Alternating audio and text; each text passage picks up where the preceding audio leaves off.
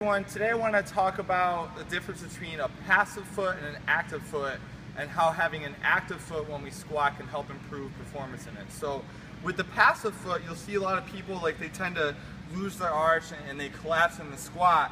And you see a lot of people when they do squat and have more of a passive foot, you can squat pretty deep down here like so, but then a lot of people, like I said, are either going to collapse, they're going to go into lumbar flexion in the bottom, and it's just not going to be a good looking squat. So what we like to coach instead is something what we call an active foot. So what that really means is more of a tripod stance with the foot itself. So what we want to focus on is 3 points of contact on the foot.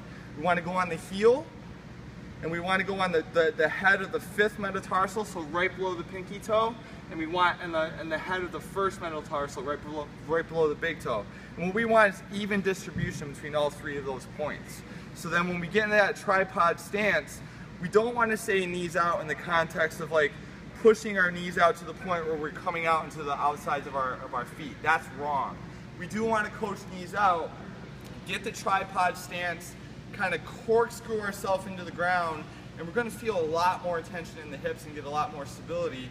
And this is what we call active foot.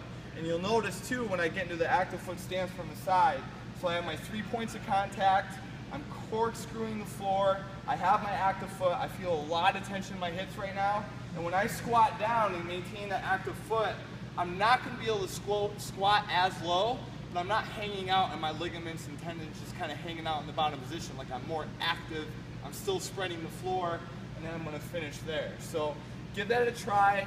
You'll almost undoubtedly see an improvement in your squat performance. You're going to feel more tension, you're going to feel tighter, and you'll probably feel a lot better too. So give that a try.